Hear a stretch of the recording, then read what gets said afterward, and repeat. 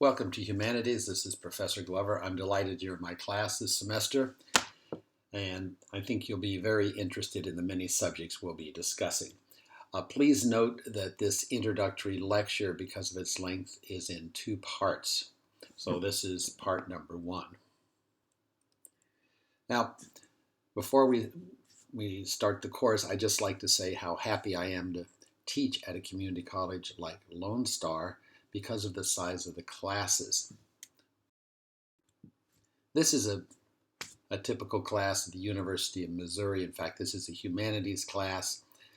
There are several hundred students in there, and at Lone Star, our classes are capped at around 30 students. What does this mean for you? Even though this is an online course, what it means is it's much easier to contact the professor.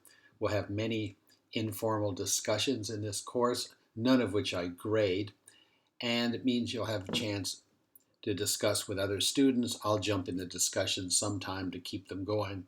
So I really appreciate teaching in an environment with small classes. This is a large lecture hall at the University of Texas. This is a freshman level chemistry class. When I was in graduate school at UT in Austin, I taught for 3 years, and this is what my classes looked like. About 150, 200 students. There was virtually no interaction in the face-to-face classes. This is Berkeley, University of California in Berkeley, one of the top schools in the country, a large lecture class. Now you may think, well, at an exclusive, expensive school like Harvard, it may be different. Well, this is a freshman level class at Harvard, 700 students. This is an introduction to computer science class. You might as well take the class online or take binoculars. You won't even see the professor.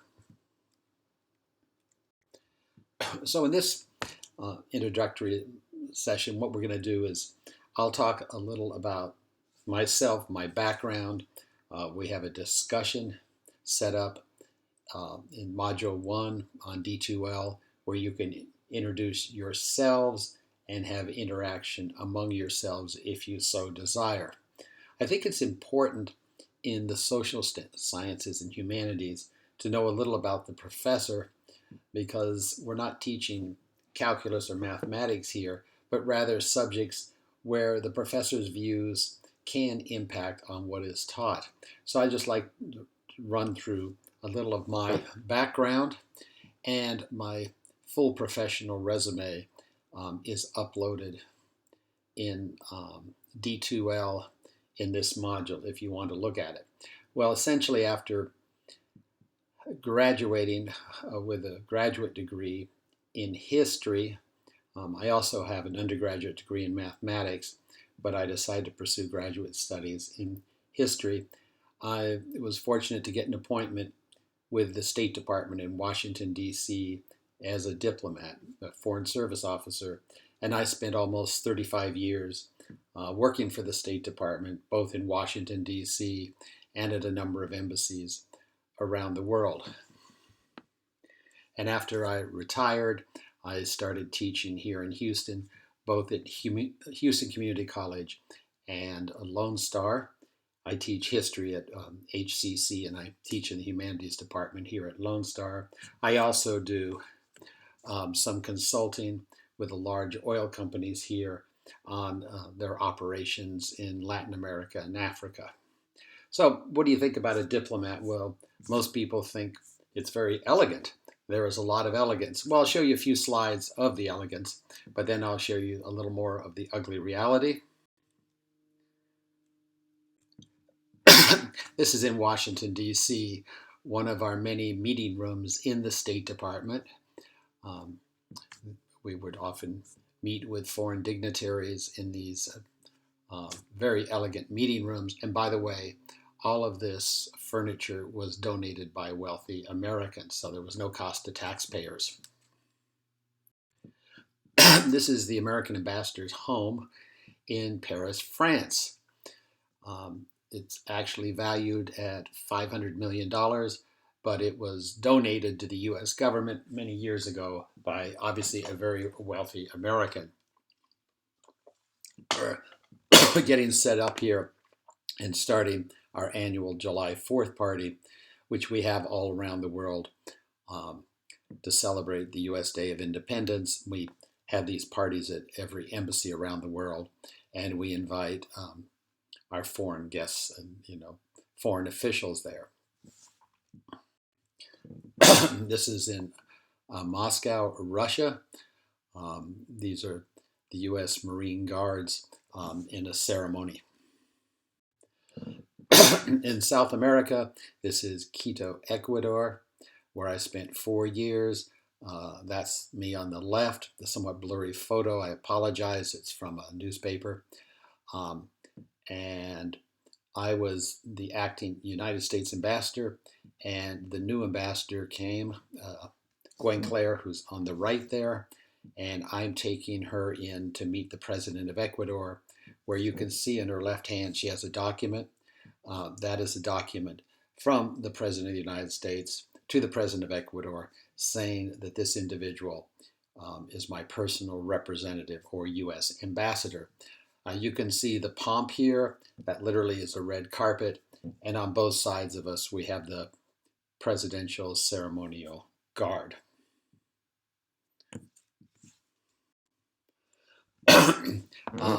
This is me speaking at a July 4th party in Mexico City, where it was pouring rain, so we're in a large hotel conference room, about 3,000 people, and I was just delivering a short speech.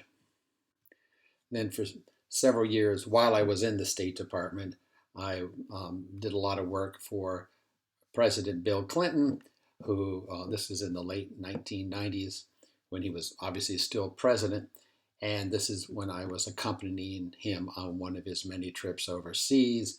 You can see on my left lapel on my suit, a little button, and those are the Secret Service buttons that they change in all the time. That gave me access through the Secret Service staff. Well, so much for the glamorous. Now, much of the reality of representing the United States overseas in one of our many embassies or consulates. This is in Yemen, where we have 8 U.S. Marines protecting us from several thousand people. As you see, they're starting to climb over the fences, and their goal is to destroy the embassy. This is a protest much more sedate. This is in Rome, Italy, where I spent 2 years. That's the American embassy in the background there. And these people are just protesting U.S. policy in southeastern Europe. This is just a slide from Malaysia, in front of our embassy. And this is our embassy in Mexico City, where I served several times. And we can see on the left about 2,000 Mexican riot police, and on the right, protesters. They would come out twice a week, like clockwork. And, that's obviously their right to protest, but usually 2 or 3 times a month, someone would pull out a rifle and start shooting into our building. So it did get hectic at times. My last assignment in Mexico City, where I left in 2013, I would often travel up to the U.S.-Mexico border on the Mexican side, and here I am. These are my bodyguards because of all the narcotics violence there. And this photo was taken less than a mile from the U.S. border in Nuevo Laredo, which is just across, obviously, the river from Laredo, Texas. And I had a similar armed patrol in front of my armored car. And fortunately, we were never attacked, but we could often hear shots in the background from the gun violence. Now, there's an opportunity to tell us all a little about yourself in the introductions discussion in the module. At a minimum, I'd like everyone just to say hello, the name you prefer to be called, and your expectations for this course. And those expectations may simply be to fulfill your requirement to take a liberal arts course, or you hope to get an easy A, or whatever. Just tell us all, and you can respond to each other in threads. And I also, and I mentioned this in the discussion, I encourage people to explore the possibility of setting up small study groups. Now, you can do this, setting up a telephone chat, set up some sort of Zoom among some of you, or just do it by text messages, whatever means you want to do it. It often helps the students not to feel so isolated, and also they can share information, particularly before exams. Now, an important point is, as we study the humanities, is that our interpretations of what happened, of what we're studying, often depends on our own particular background and our point of view. Now, another word for point of view is bias. Now, the word bias is very negative. I wouldn't like it if someone came up and said that I was biased, but there's no question I have my own point of view. You have your own point of view. We all have our own point of view on whatever the subject is, and those are our own biases. And it's important to know what they are and acknowledge them. It's not necessarily bad. I mean, depends what your bias is, obviously, but to know what it is. And we'll see later in the course when we start looking at the ancient Greek philosophers, Socrates said something to the effect, know thyself first. And so you have to really know where you're coming from, because we all are interpreting things through our own eyes and using our own points of view or bias as the reference point. And the old joke is that if two people are discussing religion, and one person is religion A and the other person is religion B, or has no religion, is an agnostic or atheist, well, each one of them is thinking, oh, I have my own religion or religious beliefs, and your beliefs are superstition. And as we go through this course and we look at the ancient Egyptians, the ancient Greeks, Romans, etc., we look at the ancient Greeks, and we'll look at the origin of the Olympic Games, which is fascinating. You may or may not know the Olympic Games were set up not as an athletic competition, but rather to honor the Greek god Zeus. And, we'd say, oh, that's a superstition. And most of us probably do not worship the Greek god Zeus anymore. But for the people at the time, it's very important. This was their main god. And much of their whole culture and society revolved around those beliefs. The same thing with the Egyptians, the mummification, the construction of the pyramids. We'll go into this all in great detail. So we're looking at that. Most of us do not have the same religion as the ancient Egyptians or the ancient Greeks or others. And so we have to admit to ourselves up front, for us, that's not our particular point of view, but we need to understand the way they felt. And as I mentioned a moment ago, I think it's essential to know the background of the speaker or author. Really, almost anything you're talking about, anything you read, you should know the person's background. It's obvious in politics. It's obvious your source of politics in the United States now could be conservative or liberal. There's not much in between anymore. But it's the same thing, for anything. You need to kind of know where the speaker or author is coming from, because they are presenting things as they see it. And let me just give you an example. This is drawn from one of my history courses at HCC, but this should be familiar to everyone.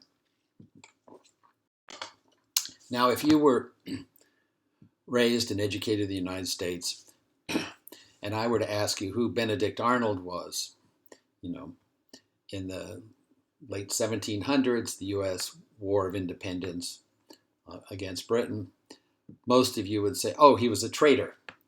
The first word that would come to most people's lips is traitor. And indeed, in modern politics, you'll often hear politicians calling each other Benedict Arnolds. And most Americans interpret that to mean a traitor. What happened, I won't go into great detail. Benedict Arnold was one of George Washington's most senior generals. He, in fact, had led George Washington's army to important victories such as the Battle of Saratoga. But for reasons I won't go into now, he decided he was going to switch sides. And when he was the commander of the U.S. Army base at West Point in New York, he gave a British spy the plans to the Army fort and indicated the weak point to come in at 2 o'clock in the morning when there were a few guards at a back entrance. Well, unfortunately for General Arnold, George Washington's forces captured the spy and found the map, and Benedict Arnold found out about that and he escaped, and he actually fought with the British troops against George Washington for several years. And then when the British reached a peace agreement and left North America, Benedict Arnold got on a ship and went and lived and died in London. Now, the point of this is all very interesting about Benedict Arnold, but how is he viewed? Well, in the U.S., he is generally viewed as a traitor, but we'll see in Britain, even today, he's viewed as a hero. So this is just Benedict Arnold. I went to Google and I looked for a book on Benedict Arnold a couple years ago. This is the first one that popped up, Traitor, The Case of Benedict Arnold. Virtually every other book about Benedict Arnold had the word traitor in it. And as I explained, from the viewpoint of George Washington, and part of the founding story of the United States, Benedict Arnold was indeed a traitor. But what about the British? Well, he went to the British. He went to the British side, helped the British, and then went and lived in London. This is a street in London. I worked for 4 years at the American Embassy in West London. This is the Mayfair area, and this was just down the street from where I lived. And every day I would see that house over there with a plaque. So one day I walked up and looked at the plaque. And here's the plaque. Major General Benedict Arnold, American Patriot. Now this doesn't mean patriot for the United States. This means patriot for the British colonies in America, in the Americas. So, and he lived in that house from 1796 until he passed away in 1801. So here's a photo of me seeing that and just, showing my shock as an American at that. Who's right? Well, depends on your point of view, right? If you're an American raised and educated in the U.S., your reflex when someone says Benedict Arnold is a traitor.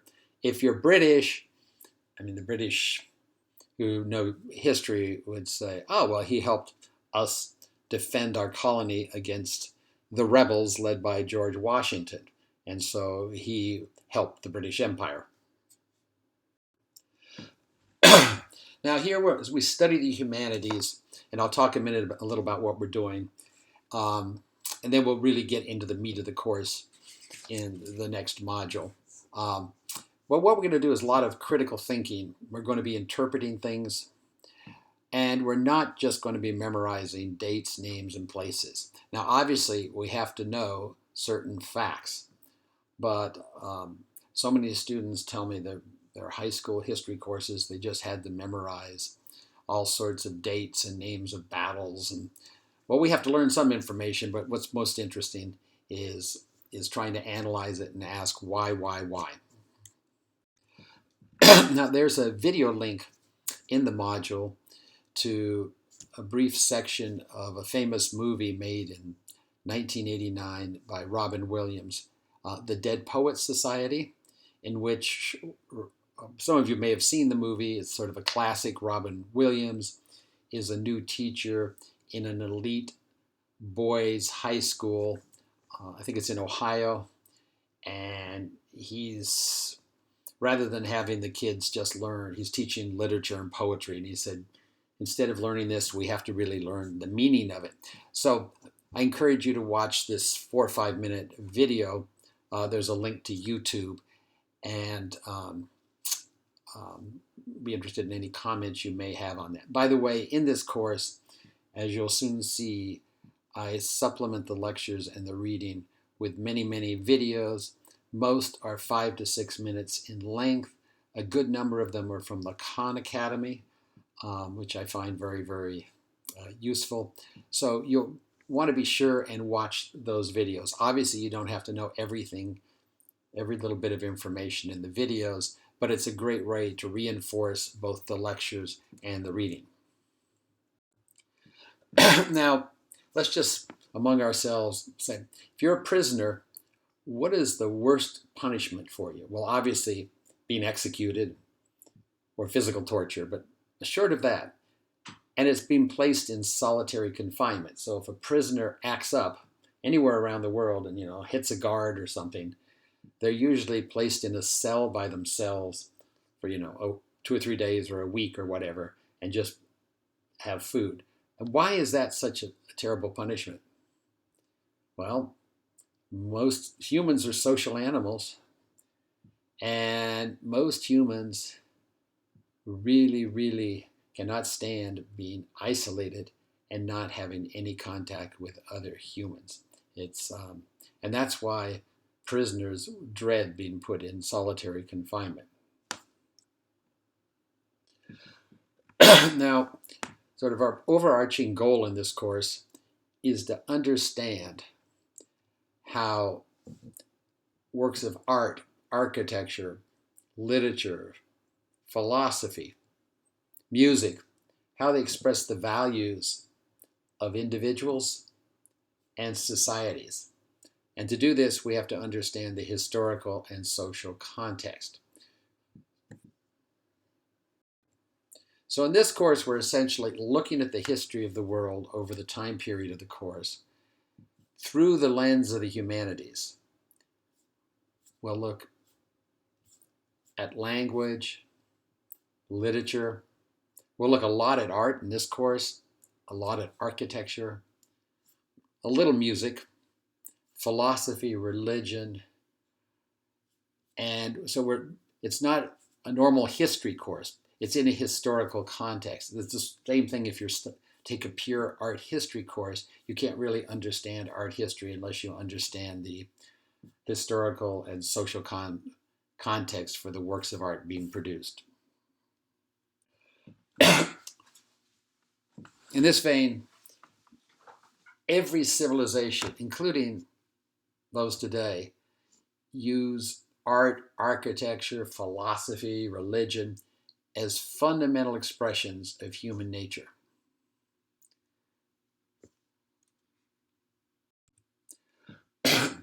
Well, what is culture?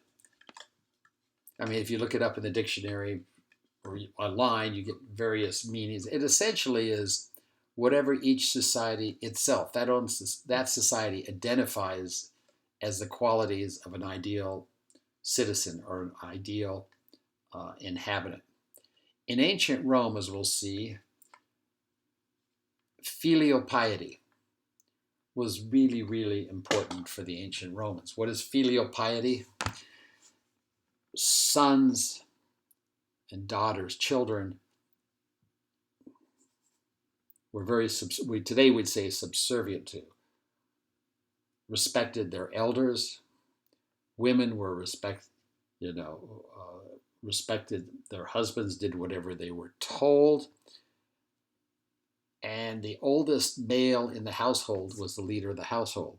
In fact, if you look at the ruins in places like Pompeii, south of Rome, which we'll look at later, inside of homes, as you go in, there is a piece of art depicting a male, like the grandfather, the oldest male ancestor. And I've had students from Vietnam tell me that in many homes there, you walk in the house and there's a picture of the grandfather. It's filial piety. It's something that is somewhat alien to many of us in the United States today. What do we value in the United States today as an ideal citizen? Well, a lot of people would say, well, the rights embodied in the Bill of Rights of the Constitution, like freedom of speech, freedom of expression, things like that. Um, Obviously, different people have slightly different views, but there are some fundamental things. I think virtually all Americans would say they believe in democracy, freedom of religion, freedom to worship whatever religion or not worship, as the case may be. Now we talk about culture. People often talk, well, what is the culture of the South? Are Southerners friendly? Now, in my face-to-face classes, most of the students are from the South. They say, of course we're friendly. And I say, what about New Yorkers? And unless there's someone there from New York City, they all say, oh, they're mean, or, they heard about that, or they went there once. So there are these stereotypes. But I think I'm not from the South originally. I was born in California and sort of raised in Colorado, Denver. And I remember when my family moved to Houston when I was just starting my senior year in high school, I thought people down here are really friendly. At first, I must admit I had some trouble with the accent. Two of my high school teachers were from Louisiana, and I honestly couldn't understand every other word. But everybody was so friendly and smiling, and, that's part of the culture. What's the difference between Houston and Austin? Houston and Dallas? Whatever. Some people I know in Houston say, well, Austin isn't really part of Texas. That's where California starts, And then the word culture, it's a broad word. People often talk about high culture, highbrow culture. By that they mean ballet, opera, reading poetry, going to art museums. In high school, I believe now they call it the fine arts. What's that? Theater, choir, orchestra, band, art classes, things like that. And low culture or common culture, which to my way of thinking is equally valid expression for a culture, you have football games. Going to a football game and having a hot dog, a lot of people do that, or a baseball game. In Houston, of course, we'll see the Astros, right? Watching TV, going to movies, isn't that part of the culture?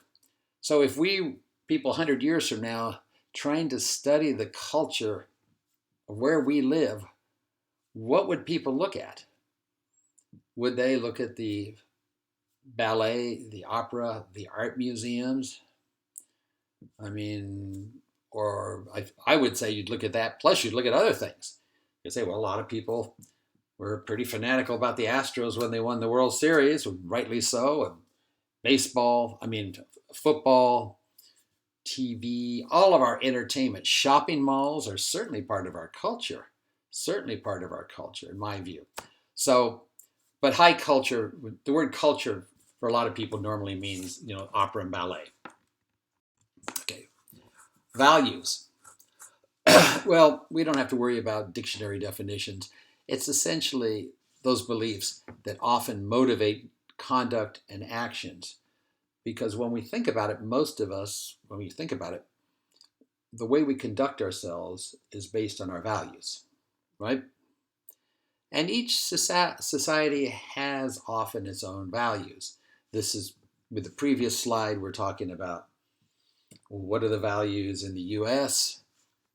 People say freedom, obviously within limits, justice, and people are outraged.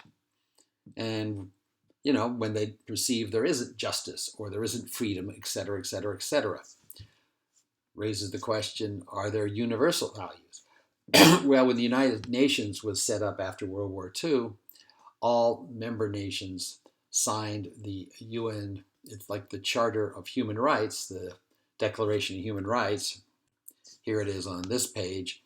And you could Google this if you're interested, and it lists a number of human rights, like the right to be able to express yourself, to practice your own religion, to determine your own government, da, da, da, da, da, da, da. Well,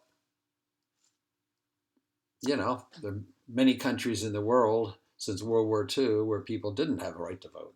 They didn't have the right to have freedom. But this is an aspirational document by virtually every country in the world saying that we believe that these are universal human rights. So the values we hold, where do we learn them? Well, where?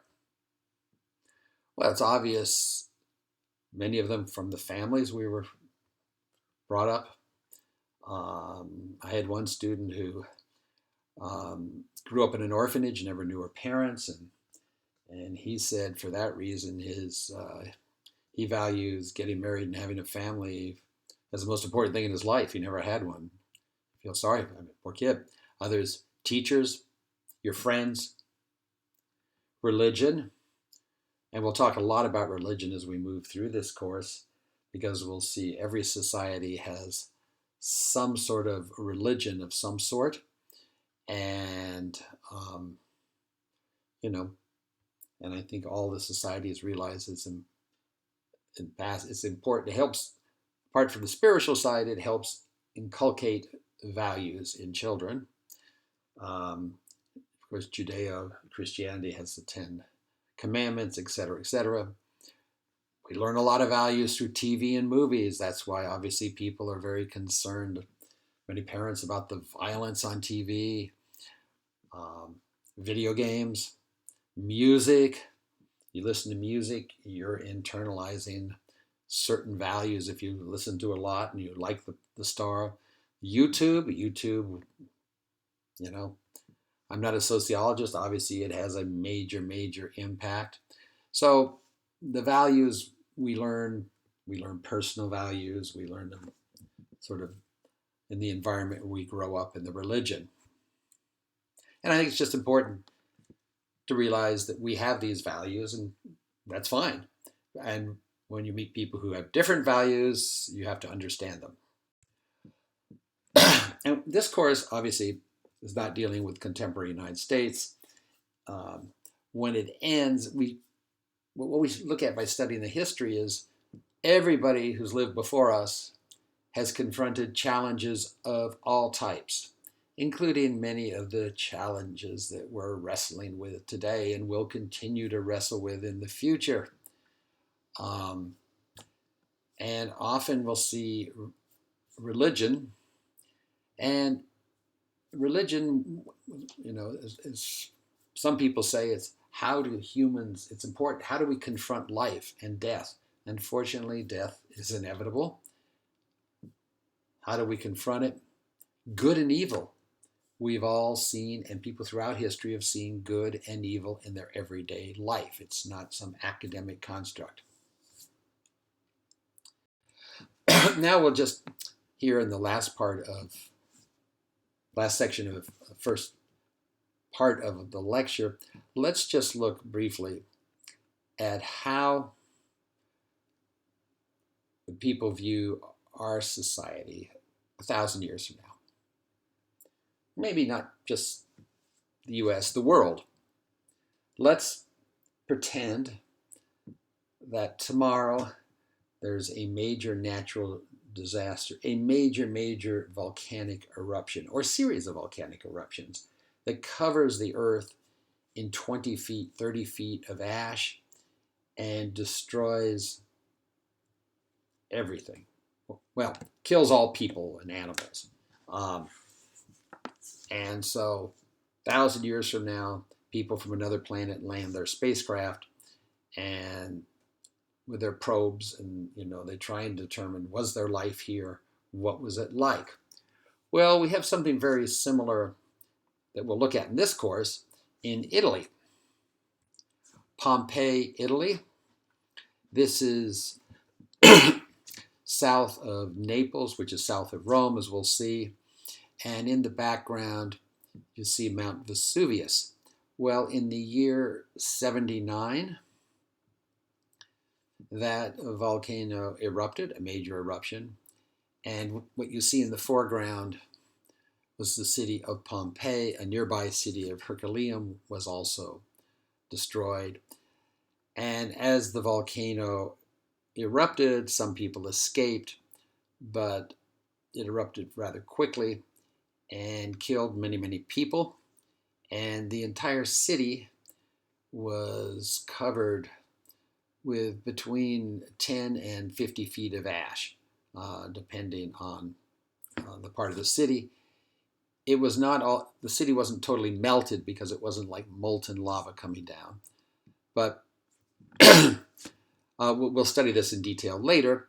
But 200 years ago, French went out and everybody knew there'd been a city there, and they started digging in and they excavated and they found all sorts of things, including the gruesome bodies of people who had been trying to escape, including women holding their babies in their arms.